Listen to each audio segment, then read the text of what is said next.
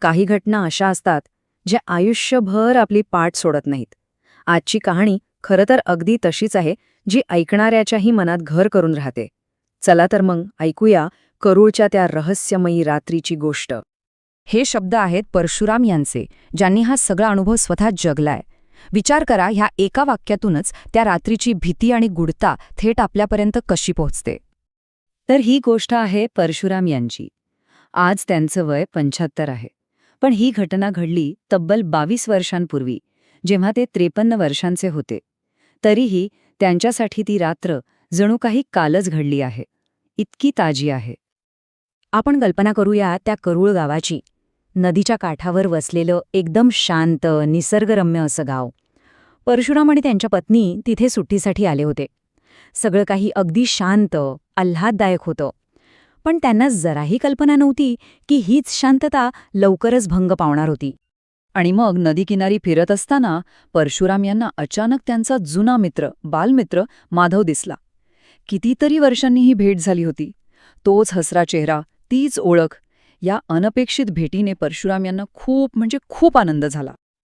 मग काय, जुन्या मित्रांच्या गप्पा चांगल्याच रंगल्या.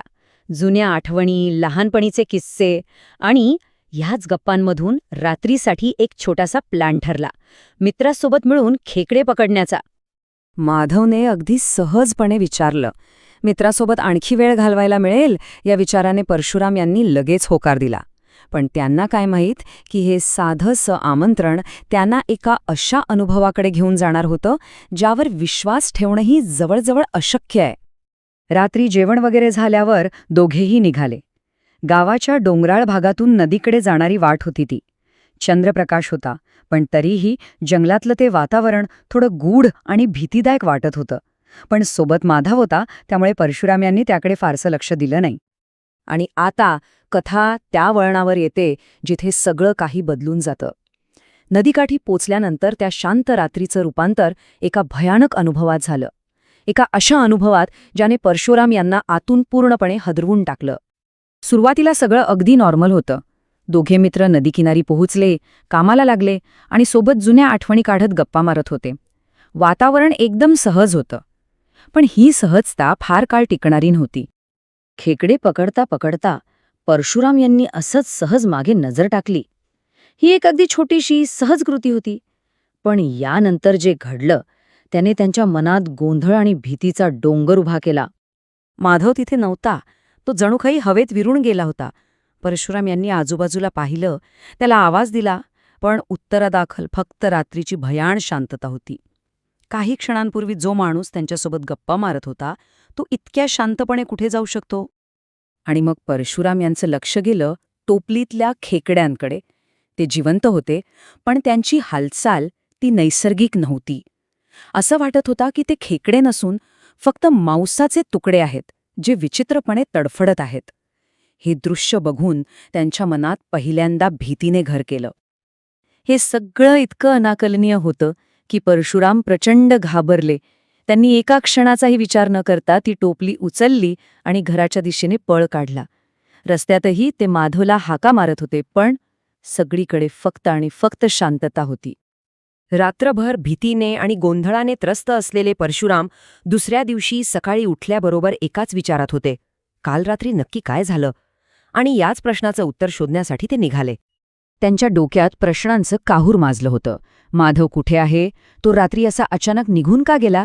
या सगळ्या प्रश्नांची उत्तरं फक्त माधवच देऊ शकत होता. आणि याच आशेने ते थेट माधवच्या घरी पोहोचले, जिथे त्यांच्या आयुष्याला कलाटणी देणारं एक सत्य त्यांची वाट पाहत होतं.